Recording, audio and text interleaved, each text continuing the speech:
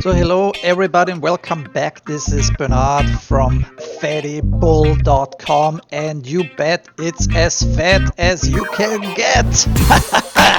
Anyways, today, ladies and gentlemen, I'm going to show you for all the beginners how to use Quixel Bridge, and I have to say so, the Megascan Library for free, entirely for free, only and specifically if you're going to use it for the Unreal Engine.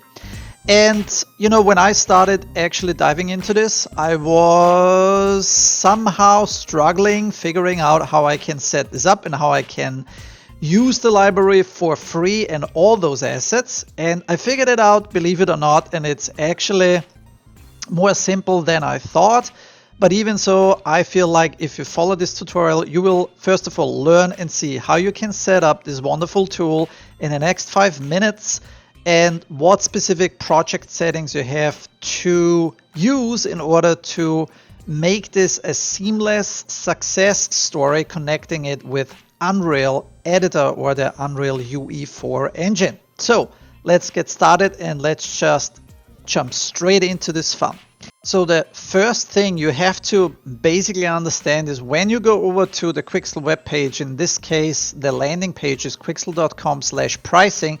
They might change this so in future, but this is how it's set up today. So to speak, you can clearly see that they have 3 versions. They have a personal and in the pro subscription, right? And this was the confusing part for me, because this does not apply to if you're going to use it for the Unreal Engine, because it's all for free. Now the question is, how can you set this up for the Unreal Engine? And like I said before, if you scroll down here, this is where you can see in big fat letters unlimited access for UE4, and this is what you would like to choose. So you, instead of choosing a plan up here, you click on that below and you say like get started. And now this is very, very important, and this was my mistake I did previously. I signed up at Quixel with a new account and I added a new email and a new password. And when I did this, this new account was not associated with my Epic account. And this is very, very important. That means only if you sign in with your Epic Games account and you have to link that, then you're getting the absolute free access to the library. Because keep in mind, the free library is only available if you're going to use it for Unreal, which, by the way, I'm just using it for the Unreal Engine because that's my main tool and I love it. So once this is done and you see you have been successfully connecting, you can also click here on Browse Megascans. And now you will see also on the left, this is through the web browser. You're already in the cloud-based kind of web browser. And you see here different assets. You see also the possibility then to look at different collections. But literally all that content is for free. You might be also confused because you can clearly see on the left side that you see, hey, free. And under the free kind of like tab, you can see assets and plants and surfaces and decals and brushes and whatever. And you might see like, you know, you have 50 points.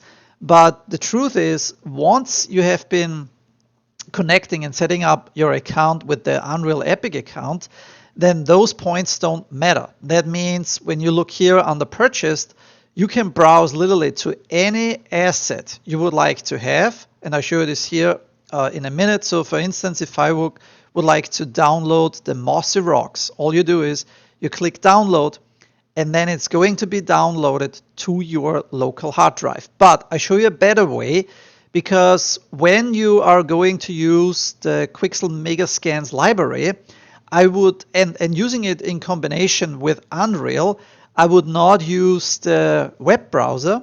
Instead, you have to install, this is what I recommend, the so-called Quixel Bridge. And the Quixel Bridge is really amazing, because once you install it, you can log in with your account here, okay? And then you have all these assets basically available. So again, and I show you here now the big difference through the web browser or the Quixel Bridge software or the application itself. When I click now here on the download button, right? And now now I'm using the Quixel Bridge application. You can see now the beautiful benefit using that tool, because yes, it takes a while to download that asset. Keep in mind the assets from Megascan are high-end 3D scan assets. They are like really super good, and they also provide like resolution maps from up till 8K, okay, at this point. So this is awesome. But look at this. When you click on that inside of the Quixel Bridge, and let's say this is the first asset you would like to use, you can also see that under the download sections, you have download settings. And when you click on download settings, you can actually specify, do you want to download an 8K map from the texture resolutions? Do you want to download the 4K or the 2K maps? Are there any specific material presets, of course? And yes, in this case, you always would like to pick Unreal 4. And then the mesh format, is it like an ABC, Alembic file, FBX, or OBJ file, right?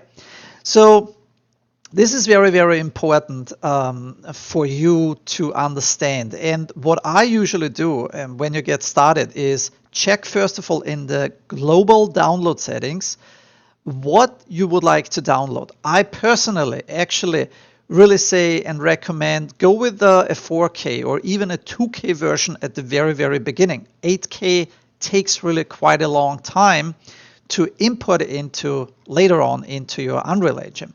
But anyways, you see here you have surfaces, so to speak, in the global download settings. That means you specify the materials. Do you want to download 2K maps and so on? And of course, material preset for Unreal 4. And you can also specify what format of the files you prefer. Is it an EXI in 32-bit? Is it JPEG plus EXI or just JPEG? I just go with JPEG, even if it's compressed, and a lot of people say, but that's a compressed picture, and you cannot use this because like it doesn't fit to a linear workflow, whatever. Hey, you know what? Forget about all this crap. At the end, what really matters, in my professional opinion, since over like 20 years working with so many software packages, use JPEG format for this particular case, because yes, it's compressed, but the quality is amazing and it makes your life much easier using Unreal, because you know it is a smaller file size, and you know you want to also work more efficient and faster. So 3D models, here's the same. You have different level of details models provided. I like to download all the different LODs, of course. Also here you can check then in the displacement maps, what would you like to download, JPEG and EXR or just EXR. In this case, of course, JPEGs and so on. You have 3D vegetation, atlases, decals, displacements, brushes, imperfections, and all those things. Like I said, those are the global settings, and I usually say, hey, no matter what, create a test project, start small, go with a 2K because it just goes quicker, and run your first test. This is what I recommend you at the lowest resolution, so you get a much better feeling out of it. Okay, like how long it takes to even download those assets, and then also after you downloaded those assets to export them directly into Unreal. Okay. Now, look at this. This is also what I would like to show you is once you downloaded an asset, and you see here the big difference inside of the Quixel Bridge, you get also here this blue icon and it says export. Okay. You can also clearly see once you click on an icon here, right? And this one was downloaded, but also because I have been downloading that asset, I can also see no export settings. You see, if you click on an asset that wasn't downloaded yet, you have download settings, but no export settings, right? That's the big difference. So, but what you can see here clearly is now I have also export settings. And in here, I can again choose for each individual asset, you know, the texture resolution. But also in the global export settings, I have here the same things, what I showed you before. Do you want to use the texture resolution of 2K, the texture format, an FBX or whatever, the level of details and so on, and you have that, so to speak, for all those categories. And I recommend you to start off with 2K JPEG images, even if they are compressed, to basically speed up this process a little bit and see faster results. You can, of course, always change that later and say, like, you know what, I just really want to see a higher resolution of this because I need it for a close-up shot, but that's totally up to you. Now, first of all, once downloaded, you also have to understand that before you can even export it, you need to specify, and this is key. This is very, very important. So here, really, this is extremely important. It took me a while to figure that out. You need to specify where to export it. And keep in mind, first of all, you select here the Unreal Engine, of course, because that's what you're working in. And then you also specify what specific engine you are currently using. That's according to your project you're working in right now. And what is even more important is the installation folder. Keep in mind, the installation folder is basically the program folder of Epic Games. When you look at this path here, it usually is on your C drive. I have it here on my D drive. It's program files / Epic Games / UE4. And I'm using the UE4.24 in this case. And then it's under the engines folder and in the plugins. Okay, so that is very, very important. So again, if I would click here through this, I'll show you here, it's program files. And then you see Epic Games. And as you can see in the Epic Games folder, I have 4.21 till 4.25 installed. But in this particular case, I'm choosing 4.24 and I'm choosing the engine. And this is very, very important, and the plugins folder. So you need to do that. So here's one thing. Once you specify that folder, okay, and what you have been seeing here is that the application Quixel Bridge is immediately active once you specified it. It's going to install the plugin for Epic in that folder. So let's say if you failed to pick the right folder, you will see here an error popping up, and then it cannot connect. Okay, it's impossible. And you will see if the plugin is installed correct or incorrect, and if it's running when you open and launch your editor, because what you have to see is here the screen icon called Megascans. That's very, very important. If you don't see that, then the bridge was not installed successfully. Okay, so keep that in mind. Now, even so, when this is done successfully and the error popped up here before, because I already previously installed it, right? So you can't install it twice, but it's installed now. And as a second step, once this is done and you see here the green button, then you have been installing it successful. Then you need to go into your project location and also specify the current project you're working in. So that means you don't want to be in your engines folder anymore. Instead, you go into your Unreal projects folder, whatever projects you have been creating. In this case, it's called landscape. Okay. And all you do is you specify and say like, hey, this is my projects folder in which you can find the config folder, content folder, and so on. And you say, select that folder. Boof. Now, basically, now you specified and said, hey, the link or the Quixel Bridge understands where the plugin is for what engine version it was installed to. And on top of it, you also created the project location folder and specified it. Now, once you do it, look what's happening. I click on export. And by the way, before you can export it here in the content browser, you can also see in this particular level or project I created, you can see that Megascans is creating for you automatically through the bridge a folder. It's called Megascans. And then you can see it's very organized. You will find 3D assets, 3D plans, atlases, surfaces. So basically everything what I showed you here before in the global export settings, what you can see here, surfaces, 3D models, vegetation, atlases, decals, displacements, and so on.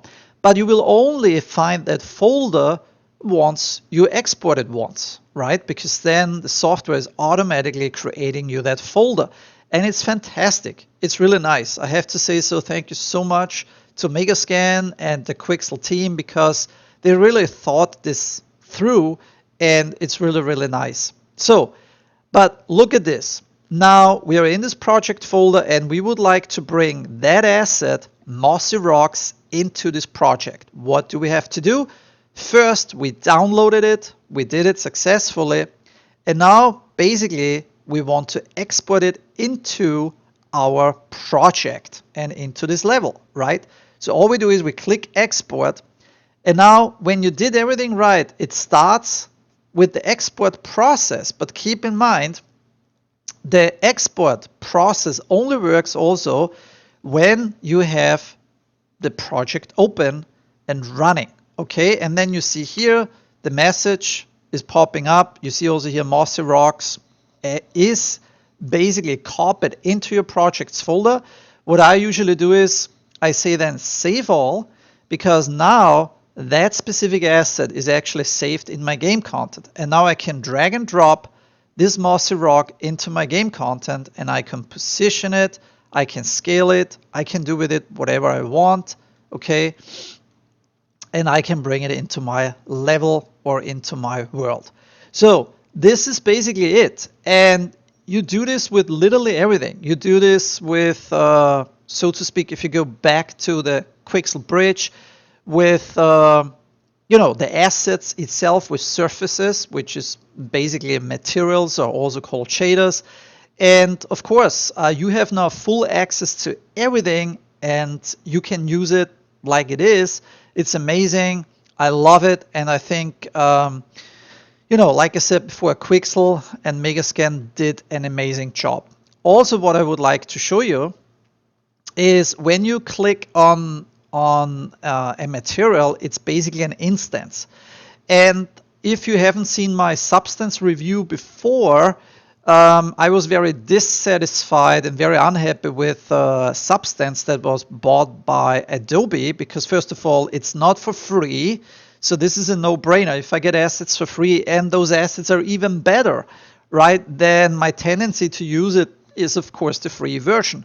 But what I love about Quixel as well is they have been thinking this through and organized it very well, and they created also from basic material template from the core material shader networks under the hood in the background that you can use in an instanced material very easily. And that is a dream. And I show you also here another material. So for example, if you go here to my quick demo here I created, then you can clearly see here it really doesn't matter that you have like bricks or whatever, and I can go into here like surfaces, open my folders and see all the different kinds of surfaces I have. And let's say I have here, I pick here a brick, you double click that brick, right? And then you can clearly see that I can also change here the UV controls, and I can make a quick offset. So let's say I want to change the tiling and I say it's like too small, I want to make it larger, then you just increase the number and here you go, you see it in real time, right? You can change here the offset, you can see like I want to stretch it horizontally or whatever, and you can change this and you see it in real time. What's also cool about is that you can also change the normal intensity, which is huge. So as you can see, if I increase this by 5, that's maybe an overkill, right? But you can clearly see that I get a normal strength I can change immediately. And all those options and features are available, including metallic look, roughness. You have then also tessellation for displacement, specular, albedo, and so on. And I think this is wonderful because you really have now the power to make quick changes. You can also change here the saturation, save it, and you can see that everything you do and you want to tweak goes in real time, and you have some basic controls over it. So thank you very much. I have to say so to Quixel because I really love it. Yes, I am Also, I have to say I have been requesting additional options and features to implement it, because if you know me, I love user experience, having a good user experience, and I always refer to some standard shaders or Uber shaders you might be familiar with from other software packages. It doesn't matter if you're using Blender, Cinema 4D, 3ds Max, Maya, and if you're using ray tracers like Redshift or V-Ray and so on. But I have been using V-Ray and Max for like at least 15 years. And over the time, you learn that some basic options and features like UV rotation and tiling, etc. This is very, very important, because those features and options you need constantly if you want to move quickly, right? So anyways, but I think for this first tutorial, it's a really, really quick tutorial, a beginner's guide, showing you how you can bring in quick and fast these assets. And I have to say it's wonderful, it works great, and I wanted to blast through here and give you a first introduction how to set up, first of all, the Quixel Bridge, how you can use it with your Epic account, and how you can access all the assets for free, how you set up here the most important things to install it, and how to actually also specify the project location and export it and bring it into your project. So I hope this was helpful for you. If so, then don't forget, put some thumbs up. I hope you will like this tool as much as I do. And yeah, give me your thoughts, leave me your comments. And if you have any other questions, feel free to reach out to me. I really, really appreciate that if you give me some thumbs up.